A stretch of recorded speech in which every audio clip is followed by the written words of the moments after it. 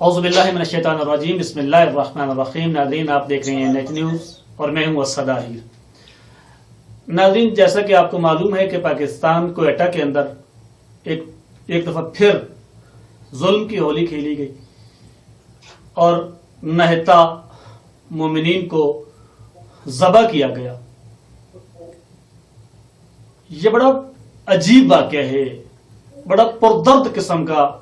واقعہ ہے، یہ وحشت زدہ واقعہ ہے کہ چھری کے ساتھ، ایک چھوٹے سے چاقو کے ساتھ ہاتھ پیچھے باندھ کر ان کی گردنیں کاٹی گئیں اور ان کو شہید کیا گیا۔ اس وقت ان کے لواحقین کوئٹہ کے اندر اس سردی میں شہداء کے لاشیں رکھ کر بیٹھے ہوئے ہیں اور دھرنا دیے ہوئے ہیں۔ مذاکرات کے حوالے سے صوبائی ٹیم آتی ہے، اس کے ساتھ مذاکرات ان کے کمپلیٹ نہیں ہوتے اور کہا یہ جاتا ہے کہ جب تک مرکزی حکومت نہیں آئے گی ہم اس وقت تک مذاکرات نہیں کریں گے۔ ان کے مطالبات ہیں کچھ، اس وقت انہی مطالبات کے حوالے سے ہمارے ساتھ ایک کال لائن پر موجود ہیں، معروف تجزیہ کار ہیں ابو عمار صاحب۔ ہم ان سے پوچھتے ہیں کہ آخر یہ مذاکرات کیا ہے اور مذاکرات کس چیز پہ کیے جا رہے ہیں۔ یہ کوئی پہلا واقعہ نہیں ہے کوئٹہ کے اندر کہ جہاں پر شہادتیں ہوئی ہیں، اس سے پہلے بھی شہادتیں ہوئی، لیکن میں سلام پیش کرتا ہوں ان ماؤں کو، ان بہنوں کو، ان بھائیوں کو کہ جنہوں نے اس دفعہ پھر دھرنا دیا ہے لیکن وطن عزیز کو نقصان نہیں پہنچایا، ایک پتا تک ٹوٹنے نہیں دیا۔ لیکن آخر کب تک یہ احتجاج جاری رہیں گے، کب تک یہ احتجاج جاری رکھیں گے؟ اس وقت آن لائن کال پر ہمارے ساتھ موجود ہیں معروف تجزیہ کار ابو عمار صاحب۔ ہم ان کو اپنے پروگرام میں خوش آمدید کہتے ہیں۔ جی السلام علیکم ورحمۃ اللہ۔ وعلیکم السلام ورحمۃ اللہ۔ ابو عمار صاحب، اس وقت کوئٹہ کے اندر دھرنا جاری ہے اور کہ جس میں مجلس وحدت مسلمین پاکستان کا نام بھی سر فہرست لیا جا رہا ہے کہ وہ بھی دھرنے میں انوالو ہیں اور وہاں پہ موجود ہیں، اور ان شہداء کو بڑی بے دردی کے ساتھ شہید کیا گیا۔ آج ایک شہید کی بہن کا یہ بیان آیا کہ جو 6 بھائیوں کا اکلوتا بھائی تھا کہ جس کو شہید کیا گیا، اور ان 6 بہنوں نے یہ بیان دیا ہے کہ اب ہمارے خاندان میں کوئی مرد نہیں بچا، ہم اپنے بھائی کا جنازہ خود اپنے کندھوں پہ اٹھائیں گی۔ اس حد تک ظلم و بربریت کوئٹہ کے اندر بلکہ پورے پاکستان کے اندر کھیلی گئی، اور دوبارہ اس کو ایک دفعہ پھر یہ فضا بنائی جا رہی ہے مذہبی فرقہ واریت کی، اور انہوں نے دھرنا دیا ہوا ہے۔ تو مذاکرات جو ہیں وہ 3 سامنے ان کے مطالبات آ رہے ہیں۔ یہ پہلا مطالبہ یہ ہے کہ اس حکومت کو ختم کیا جائے۔ ابو عمار صاحب، آپ سے پوچھنا چاہوں گا کہ اگر اس حکومت کو ختم کیا جائے تو کس کو لایا جائے؟ سب سے پہلے تو آپ کا شکریہ کہ آپ نے اس حساس موضوع کے لیے آپ نے مجھ سے رابطہ کیا، اور میں پاکستان کے تمام مظلوموں کی خدمت میں تعزیت پیش کرتا ہوں جو ظلم اور بربریت کا بازار وہاں قائم کیا گیا ہے کوئٹہ میں، مچھ میں۔ وہ ایک اس طرح کا بربریت کا یہ سلسلہ جو پہلے بھی جاری تھا، بیچ میں کچھ وقفہ ضرور رہا، لیکن ایک بار پھر اس ظلم کی جو ہے وہ داستان دہرائی گئی ہے۔ تو اللہ تعالیٰ ان سب کو شہدائے کربلا کے ساتھ مشہور فرمائے اور ان کے لواحقین کو صبر جمیل عطا کرے۔ جہاں تک بات ہے کہ مطالبات میں سے ایک مطالبہ ان کا یہ ہے کہ اس حکومت کو ہٹا دیا جائے، تو اگر اس کو ماضی میں دیکھا جائے تو بلوچستان میں ایک اسی طرح کا دھرنا ہوا تھا اور حکومت ہٹا بھی دی گئی تھی، لیکن کیا ایسا ہوا کہ اس حکومت کے جانے کے بعد وہاں پہ پھر کوئی واقعات نہیں ہوئے؟ ایسا ہرگز نہیں ہے، بلکہ وہ واقعات پھر بعد میں بھی ہوئے۔ تو آج بھی اس کی کوئی ضمانت نہیں ہے کہ یہ حکومت جو سامنے بظاہر نظر آتی ہے اس کو ہٹا دینے سے کوئی مسئلہ حل ہو جائے گا۔ یہ مسئلے کا حل نہیں ہے۔ میں نہیں سمجھتا کہ یہ مطالبہ کوئی بہت زیادہ عاقلانہ ہے اور یہ کوئی مسئلے کا حل ہے، اس میں میرا نہیں خیال ہے۔ ابو عمار صاحب، اس میں ایک معاملہ یہ بھی آ رہا ہے کہ جس جگہ پہ واقعہ ہوا ہے مچھ میں، کچھ دن پہلے وہاں پہ ایف سی چوکی تھی، اس ایف سی چوکی کو وہاں سے ہٹا دیا گیا، اور اس ایف سی چوکی کے ہٹنے کے بعد وہاں پر یہ واردات ہوتی ہے. تو اگر یہ کوئٹہ کے مظلومین یہ امید کر رہے ہیں کہ اگر اس کو ہٹا کر آرمی کو لایا جائے یا ایف سی کو لایا جائے، تو مجھے تو یوں لگتا ہے کہ جس چوکی کو ہٹایا جا رہا ہے وہاں پہ ایک ہفتہ 2 ہفتے پہلے وہاں چوکی ہٹتی ہے اور یہ واقعہ ہوتا ہے، تو کیا یہ ادارے خود انوالو نہیں ہے اس کے اندر؟ اس بات کو قطعیت کے ساتھ کہنا کہ خود ادارے اس میں انوالو ہیں یا نہیں ہیں یہ تو قبل از وقت ہوگا، لیکن اتنا ضرور ہے کہ جب پاکستان میں یہ اسٹیبلشمنٹ یہ دعویٰ کرتی ہے کہ ہم نے اسٹیبلشمنٹ سے مراد میری ظاہر ہے یہ فوج ہی ہے اور فوج کے ادارے ہیں، کہ جب یہ دعویٰ کرتی ہے کہ ہم نے دہشت گردوں اور دہشت گردی کا خاتمہ کر دیا ہے اور قابو پا لیا ہے، تو پھر یہ واقعہ جو خواہ خود انہی کے ساتھ کیوں نہ پیش آئیں جو وقتاً فوقتاً آتے رہے ہیں فوج کے اور ایف سی کے لوگوں کے اوپر بھی، اور اب یہ پھر اہل تشیع کے اوپر بھی یہ واقعہ پھر یہ ایک بار پھر دہرایا گیا، تو یہ واقعات جو ہے وہ پھر کیوں دوبارہ سے سر اٹھا رہے ہیں اور پیش آ رہے ہیں، جب آپ نے دہشت گردوں کا صفایا کر دیا آپ کے بقول، اور جب آپ یہ اس بات کا دعویٰ کرتے ہیں کہ دہشت گردی کا ہم نے خاتمہ کر لیا، قابو پا لیا، تو پھر یہ کہاں سے یہ لوگ آ گئے اور کیسے آ گئے اور کس طرح انہوں نے پتھر اٹھا لیا ہے؟ اس کا مطلب یہ ہے کہ آپ نے یا تو پہلے جھوٹ بولا، صحیح، اور آپ نے لوگوں کو یہ لوگوں کو ڈاک میں رکھا کہ لوگ مطمئن ہو جائیں، اور ایک طرح سے کہا جائے کہ لالی پاپ دیا آپ نے، جبکہ ایک طرف آپ کا دعویٰ یہ ہے کہ ہماری جو ایجنسی ہے وہ دنیا کی نامور اور طاقتور ترین اور نمبر 1 ایجنسیوں میں شمار ہے اس کا، اور لیکن اس کی کارکردگی یا اس کے کارکردگی کا پول جب کھلتا ہے جب پاکستان میں ایسے واقعات رونما ہوتے ہیں، خواہ وہ اہل تشیع کے ساتھ رونما ہو، خواہ وہ خود ایف سی اور خود فوج کے لوگوں کے ساتھ یہ رویہ ہو، یا ان کے خلاف کوئی اس طرح کی دہشت گردانہ کارروائی ہو، یا عام اور کسی عوام کے خلاف یا کسی اور لوگوں کے خلاف ایسی کوئی دہشت گردانہ کارروائی ہوتی ہے، تو اس سے واضح طور پہ یہ پول کھل جاتا ہے کہ آپ کی یہ نمبر 1 ایجنسی کیا کر رہی ہے، کیا کر رہی تھی، اور اس کی کیا ذمہ داری ہے، کیا وہ اپنی ذمہ داری سے عہدہ برا ہو سکے ہیں یا نہیں ہو سکے ہیں۔ یہ ایک سوالیہ نشان ہے جو سالوں سے پاکستان میں یہ سوال موجود ہے، اور اس سوال کا خاطر خواہ جواب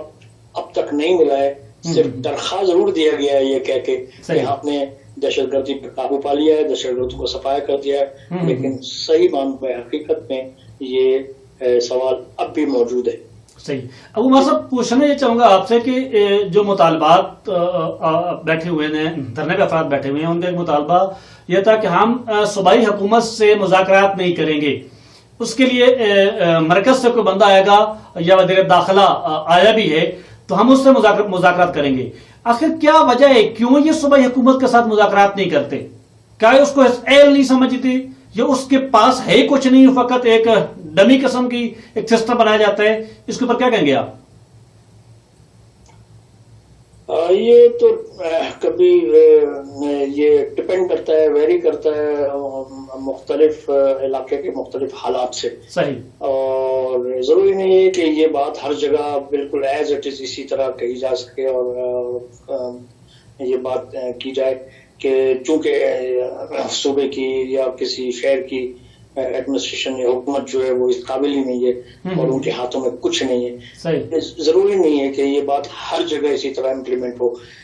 لیکن یہ جو بلوچستان کا جو خطہ ہے اور وہ خاص طور پہ بہت حساس ہے، اور یہ ہمیشہ سے حساس ہے، اور پھر اس کے جو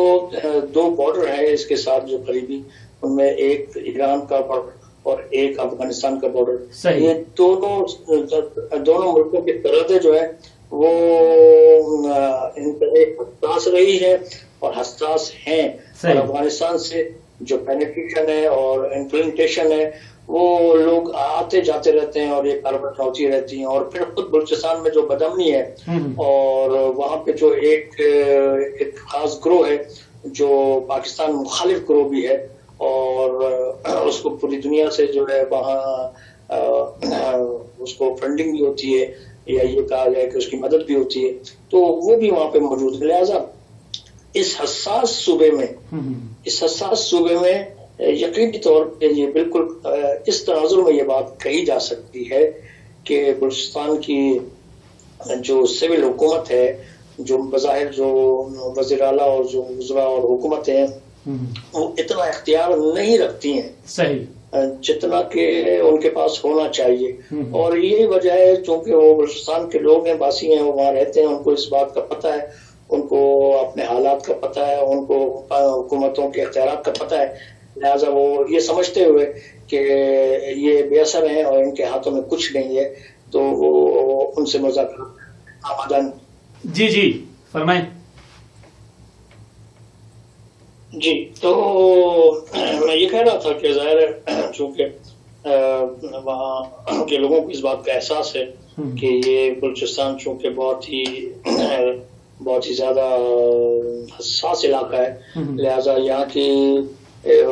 جو ظاہری حکومت ہے وہ ان معاملات میں بہت زیادہ دخالت نہیں رکھتی ہیں، اور وہ ان کے ہاتھوں میں کوئی اختیارات نہیں ہیں، اور وہ سمجھتے ہیں کہ اصل طاقت کا سرچشمہ کچھ اور لوگ ہیں، کہیں اور ہے، لہٰذا انہوں نے صوبائی حکومت سے کسی بھی قسم کی بات چیت اور مذاکرات کرنے سے انکار کیا ہے۔ صاحب یہ ابو عمر صاحب دیکھیں، جب بھی پاکستان کے اندر کوئی دہشت گردی کا واقعہ ہوتا ہے تو ہم اس کو کسی نہ کسی اور سسٹم سے جوڑ دیتے ہیں، جس طرح یہ واقعہ ہوا تو کہا یہ جا رہا ہے کہ یہ سی پیک کو مخدوش کرنے کے لیے اور سی پیک کو خراب کرنے کے لیے کیا جا رہا ہے، اور اس کے اندر انڈیا انوالو ہے، فلان انوالو ہے۔ کیا واقعا ایسا ہی ہے، یہ ادارے انوالو ہیں، جو بیرونی قوتیں ہیں وہ زیادہ انوالو ہیں، یعنی اوریجنل واقعا دہشت گردی ہے؟ بہت اچھا سوال ہے آپ کا، اور اس کے جواب میں نے ایک آج ہی آرٹیکل بھی لکھا ہے اور وہ مختلف جگہ پہ چھپا ہے، اور اس میں نے یہی بات اٹھائی ہے کہ یہ 80-90 کی دہائی اور پھر 2010 تک جو کچھ دہشت گردی پاکستان بھر میں، خیبر پختونخوا میں، یہ ڈیرہ اسماعیل خان میں، پنجاب میں، کراچی میں ہوتی رہی ہے، اس وقت بلوچستان ابتدا کے زمانے میں بلوچستان محفوظ تھا، لیکن باقی 3 صوبوں میں، سندھ میں بھی اور خاص طور پہ شہر کراچی میں اور پورے پنجاب میں اور پورے خیبر پختونخوا کے پی میں پارا چنار سمیت جو بدامنی تھی اور جو اہل تشیعوں کا قتل جاری تھا، اور پہلے جو ہے وہ اکٹھے آ کر کے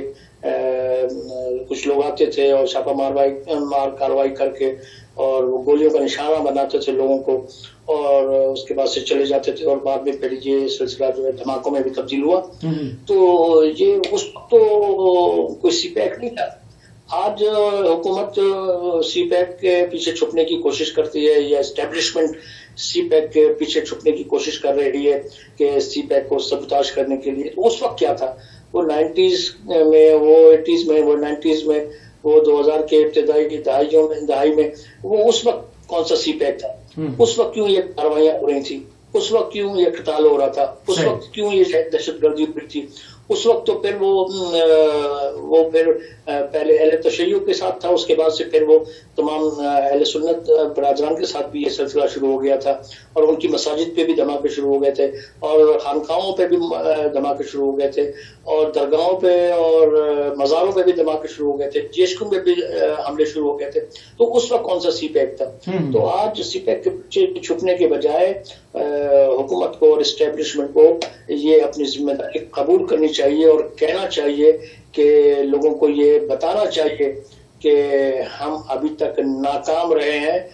اور دہشت گردی کا مکمل خاتمہ ہم نہیں کر سکے، لہٰذا آپ لوگ بھی عوام بھی جاگتی رہے اور اپنے تحفظ کا بھی بندوبست کرے، نہ یہ کہ ان کو یہ لالی پاپ دے کے سلا دیا جائے کہ ہم نے جو ہے وہ قابو پا لیا ہے، اور آئٹم سانگ جاری کر دیا جائے کہ ہم نے جو ہے وہ دہشت گردوں کا صفایا کر دیا ہے۔ اس سے لوگ جو ہے مخمسے میں رہتے ہیں اور جسے کہتے ہیں کہ بے خیالی میں مارے جاتے ہیں۔ تو یہ پالیسی نہیں ہونی چاہیے، بلکہ صاف ستھری شفاف، پاکستان کی پرابلم یہی ہے کہ صاف شفاف پالیسی کبھی اختیار نہیں کی جاتی، لوگوں سے سچ نہیں بولا جاتا، لوگ عوام کے سامنے جھوٹ بولا جاتا ہے۔ تو اگر سچ بولیں کہ نہیں ہم نے قابو نہیں پایا ہے، اور اگر انہوں نے اپنے آرٹیکل میں بھی لکھا ہے کہ اگر اسٹیبلشمنٹ نے کہیں کچھ قابو پایا ہے تو کے پی کے ان علاقے ہیں جہاں پہ خود اسٹیبلشمنٹ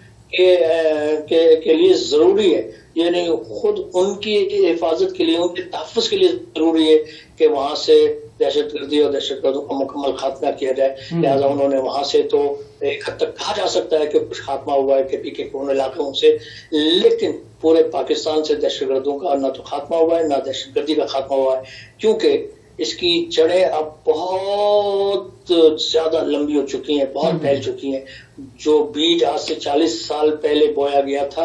اب وہ نہ صرف کہ وہ تناور درخت نہیں ہے، بلکہ وہ اس کی جڑیں اب پورے ملک میں پھیل گئی ہیں، وہ تمام شہروں میں پھیلی ہوئی ہیں، وہ تمام شہروں کے محلوں گلی کوچوں میں پھیلی ہوئی ہیں، اور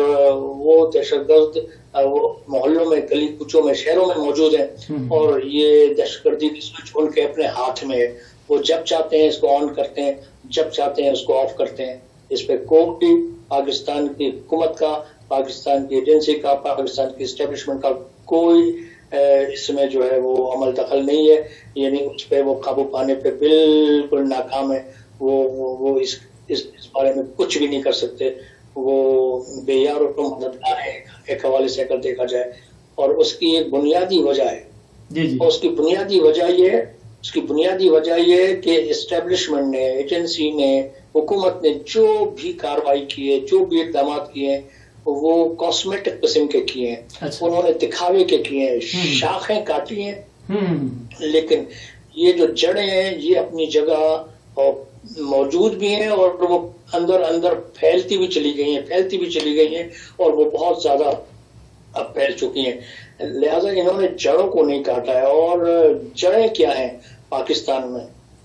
دیکھیں، یہ آج کہہ رہے ہیں کہ داعش نے اس کو قبول کیا ہے، تو داعش کے حوالے سے تو پاکستان کی ایک دو بار ایجنسیوں نے باقاعدہ یہ بات کہی کہ ایک اطلاع کے مطابق پاکستان میں داعش کا وجود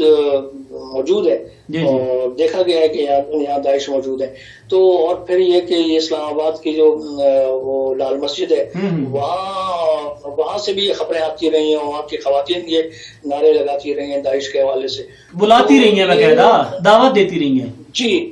دعوت دیتی رہی ہے۔ تو یہ داعش ہے اصل میں، یہ کہنا کہ یہ آج داعش آج نہیں آئی ہے، اصل میں یہ ایک فکر کا نام ہے۔ میں ہمیشہ کہتا ہوں کہ یہ بین الاقوامی سطح پہ تو اس کا نام داعش ہے، یہ اس کا نام القاعدہ ہے، اس کا نام بوکو حرام ہے۔ خطے میں یعنی کہ افغانستان، پاکستان، ایران، انڈیا اور ادھر اس خطے کے سطح پہ اگر دیکھیں تو اس کا نام طالبان ہے، اور پاکستان کے ملکی سطح پہ دیکھیں تو لشکر جنگ بھی ہے، تو سپاہ صحابہ ہے، اور مختلف لشکر نام ہے اس کے، لیکن فکر ایک ہے اصل میں۔ یہ نام مختلف ہے، نام الگ الگ ضرور ہے، لیکن فکر ایک ہے۔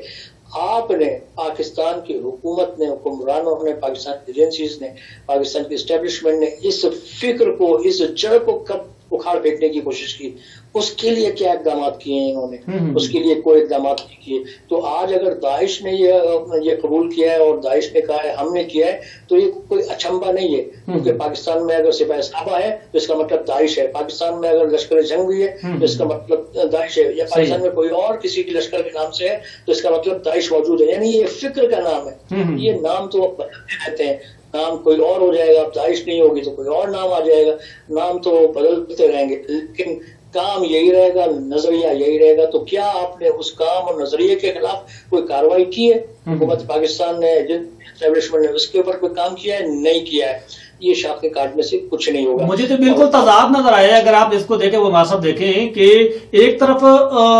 فقہ جعفریہ کے جوانوں کو بغیر کسی جرم کے، بغیر کسی غلطی اور خطا کی ان کو اٹھا لیا جاتا ہے، ان کو چھپا دی جاتا ہے، مسنگ پرسن میں ڈال دی جاتا ہے جا کر، اور دوسری طرف سپاہ صحابہ کے ایک ایم پی اے جو ہے وہ کہیں جاتا ہے تو اس کا استقبال جو ہوتا ہے وہ گولیوں سے ہوتا ہے، اس کے استقبال کے لیے بہت زبردست ان کی فائرنگ کی جاتی ہے. تو یہ حکومت کیا پیغام دینا چاہ رہی ہے؟ جی بالکل، پاکستان میں اصل میں کوئی نظام نہیں ہے، مادر پدر آزاد نظام ہے پاکستان میں، کوئی پوچھنے والا نہیں ہے اور کوئی اکاؤنٹیبلٹی نہیں ہے پاکستان میں. اور بعض اوقات تو حکومت اور اسٹیبلشمنٹ جو ہے جان بوجھ کے آنکھیں بھی بند کرتی ہے اور کچھ لوگوں کو جسے کہتے ہیں آنکھیں بند کر کے مواقع فراہم کرتی ہے کہ ٹھیک ہے آپ آگے بڑھیں. اور وہ جو کچھ افغانستان جنگ کے بعد جو بہت زیادہ سننے کو ملا ہے اور ہمیشہ استعمال کیا جاتا رہا ہے کہ یہ ہمارے جو ہے ایسٹس ہیں، یہ ہمارا سرمایہ ہے، تو ایسے سرمایہ کو بچا کے رکھا جاتا ہے. تو یہ جو آپ اشارہ کر رہے ہیں کہ وہ اگر ایم پی اے جو ہے وہ اعظم طارق کا بیٹا جو ہے آپ پہنچتا ہے اور فائرنگ ہوتی ہے تو آپ ایک عام آدمی اگر فائرنگ کرے تو اس کو فوراً پکڑ لیا جائے گا، لیکن اس کے اوپر کبھی کوئی ہاتھ نہیں ڈالا گیا. لہٰذا یہ جو دورہ نظام ہے پاکستان میں، یہ پاکستان میں بہت سارے مسائل ہیں. یعنی میں نے کہا جیسے پہلے شفافیت نہیں ہے، سچ نہیں بولا جاتا. پھر یہ دورہ نظام ہے، کسی کے لیے کچھ قانون ہے، کسی کے لیے کچھ قانون ہے، کسی کو اٹھا کے چھوٹے سے معاملے پہ اٹھا کے جو ہے وہ 1-1 سال 2-2 سال 5-5 سال غائب کر دیا جاتا ہے اور اس کو کچھ نہیں بتایا جاتا ہے، جبکہ آپ کے یہاں پاکستان میں عدالتیں موجود ہیں. تو ظاہر ہے جب آپ پاکستان میں اپنا خود نظام خراب رکھیں گے تو پھر وہ لا قانونیت بھی بڑھے گی اور یہ اس طرح کے واقعات کو بھی آپ ظاہر ہے ختم نہیں کر سکتے، اس لیے کہ آپ خود جو ہے اپنے قانون پہ عمل پیرا نہیں ہے. آپ خود نہیں چاہتے قانون جو ہے وہ مضبوط ہو اور وہ اپنا راستہ بنائے. جب آپ خود اس کو نہیں مانتے ہیں تو پھر دوسرا کیا مانے گا، اور پھر وہ کیسے پاکستان میں قانون کی عملداری ہوگی. لہٰذا یہ پاکستان میں اس طرح کے مسائل آتے جاتے رہتے ہیں اور ہوتے رہیں گے، اور میں نہیں سمجھتا کہ یہ معاملات جو ہیں یہ ختم ہو سکیں گے. ہاں یہ ایک صورت میں وہ کہا جا سکتا ہے کہ وہ خاتمے کی طرف آگے بڑھا جا سکتا ہے اگر حکومت اور ایجنسی اور اسٹیبلشمنٹ اس پہ سنجیدہ طریقے سے غور کرے اور کام کرے. اور وہ یہ ہے کہ وہ جڑوں تک پہنچے، لوگوں سے بلیک میل نہ ہو. اور یہ جڑیں جو ہیں، یہ جو میں نے کہا کہ یہ داعش آج کی نہیں ہے، داعش ہمیشہ سے موجود تھی. یعنی یہ ایک فکر کا نام ہے، یہ ایک تنظیم کا نام نہیں ہے. تنظیم کا نام تو رکھ دیا جاتا ہے لیکن یہ اصل میں پیچھے فکر ہے جو کہتی ہے شیعہ کافر ہے، فکر ہے جو کہتی ہے کہ یہ فلاں فرقہ کافر ہے، فکر ہے جو کہتی ہے کہ یہ فوج کو مارو، فکر ہے جو یہ کہتی ہے کہ یہاں پہ دھماکہ کرو، فکر ہے جو کہتی ہے خانقاہ پہ دھماکہ کرو. اس فکر کو مارنے کے لیے آپ نے کوئی کام نہیں کیا. لہٰذا وہ فکر، وہ جڑ کاٹنے کے لیے ضرورت ہے. جو جڑیں بہت ہی واضح طور پہ نظر آتی ہیں وہ آپ کے پاکستان کے ان تکفیری اور وہابی مدارس میں موجود ہیں. وہ جڑیں مجھے جب بھی کبھی موقع ملا ہے اور میں نے جب بھی کبھی کسی پلیٹ فارم پہ مجھے موقع ملا ہے، وہ یعنی پولیس کا پلیٹ فارم ہو یا کسی اور اسٹیبلشمنٹ کے لوگوں کا پلیٹ فارم ہے، مجھے جہاں کہیں موقع ملا میں نے اس کو ہائی لائٹ کیا اور کرتا رہا ہوں کہ یہ اصل میں یہ مساجد کو کنٹرول کرنے کی ضرورت ہے. وہاں مانیٹر کریں مساجد سے وہ خطبے، وہ مساجد جہاں جو تکفیریوں کی گڑھ ہے، وہ جو وہابیت کا گڑھ ہے، جہاں سے وہ خطبے دیے جاتے ہیں شرانگیزی پہ مبنی ہوتے ہیں، اور وہ مدارس جہاں سے شرانگیزی کے جو ہے پیغامات دیے جاتے ہیں، جہاں تربیت دی جاتی ہے فکری طور پہ لوگوں کو، بچوں کو، وہاں آپ ان کو مانیٹر کریں اور وہاں سے آپ جو ہے وہ کام کا آغاز کریں اور وہاں آپ تدارک کریں اور وہاں سرکوبی کریں. جب وہاں آپ سرکوبی کرنا شروع کریں گے تو آہستہ آہستہ جب یہ فکر ختم ہونا شروع ہوگی تو پھر یہ تنظیمیں بھی ختم ہونا شروع ہو جائیں گی. لیکن اگر فکر موجود رہے گی تو یہ تنظیم آج نام کل نام، اگر لشکر جنگی کا تھا آج نام داعش کا ہے، کل نام کوئی اور ہوگا. تو یہ نام سے کوئی فرق نہیں پڑے گا، نام تو بدلتے رہیں گے لیکن فکر وہی رہے گی. فکر ہے اصل میں، لیکن اس فکر کو ختم کرنے کے لیے اب تک کوئی سنجیدہ کوشش نہیں کی گئی ہے. ابو عمار صاحب میرے خیال کے مطابق पूछना ये चाहूंगा कि जी। क्या ये हुकूमत और एस्टेब्लिशमेंट जो है ये खुद किसी के हाथों बिकी हुई है, गिरी हुई है, खुद नहीं करना चाहते या मजबूर हैं किसी और की तरफ से? ये अच्छा सवाल है आपका। और इसमें ऐसा है कि पाकिस्तान में ये जो सूरत हाल है, एक जमाना तो ये था कि ये बिल्कुल एक खास लाइन पे सोचते थे, एक खास डगर पे सोचते थे हमेशा, बिल्कुल। और उस लाइन, उस डगर के मुताबिक जो है वो अपनी पॉलिसी वज़ा करते थे और अपना काम करते थे। और उसमें ज़ाहिर अमल दखल जो है वो अमेरिका का भी बहुत था उस पॉलिसीज में, और सऊदी अरब का भी बहुत था। और आज भी ये चूंकि इतना पुराना मामला है हमारे पाकिस्तान के ये हुकूमत एस्टेब्लिशमेंट का, कि आज भी वो इस गन से बाहर नहीं निकल सके। अगर चाहे भी तो नहीं निकल पाते हैं, इनकी इतने पैर उस दलदल में फंसे हुए हैं कि ये निकालना चाहे भी तो निकाल नहीं पा रहे हैं। और इसमें एक बात ये भी हो सकती है, और है कि इसमें यकीनन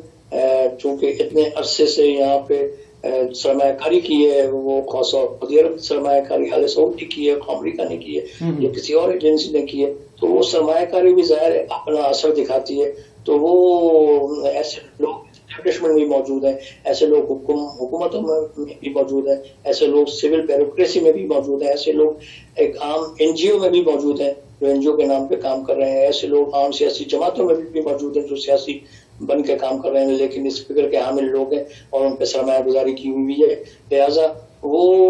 इतनी जल्दी पाकिस्तान को इससे पार आना ये मुश्किल नजर आता है। हाँ, जब ये बाहर आना शुरू हो सकते हैं कि संजीदा तौर पे ये पहले ये बैठ कर कबूल कर लें कि हमारे ये मसाइल हैं, ये मुश्किलात हैं और इसकी वजह से फंसे हुए हैं, और आइडेंटिफाई करें ये हमारा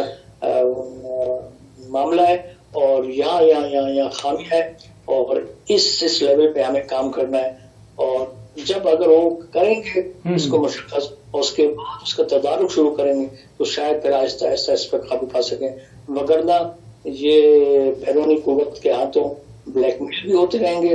और दाखिली तौर पर जो उनके बैरूनी एजेंट्स मौजूद हैं उनके हाथों भी ब्लैकमेल होते रहेंगे और पाकिस्तान इसी तरह एक चूं का मुरब्बा बना रहेगा और यहाँ पे मुश्किलात इसी तरह मौजूद रहेंगी। जी थैंक यू, बहुत शुक्रिया उमर साहब, आपने वक्त दिया। जिन्होंने जैसा कि आपने सुना कि जिस वक्त तक पाकिस्तान की हुकूमत और एस्टेब्लिशमेंट अपने आप को उन आकाओं से आजाद नहीं करवाएगी कि जिस दलदल में ये फंस चुके हैं, उस वक्त तक ये हम फिरका वारियत की लानत से बच नहीं सकते। और इसके पीछे CAA भी है, इसके पीछे MI6 भी है, इसके पीछे आले सऊद आले यहूद भी मौजूद हैं कि जो पाकिस्तान को अपने कदमों पे खड़ा नहीं होने देते और उसको मजबूत नहीं होने देते। तो लिहाजा इसके लिए सबसे ज्यादा जो अहम इस वक्त जरूरत है कि पाकिस्तानी,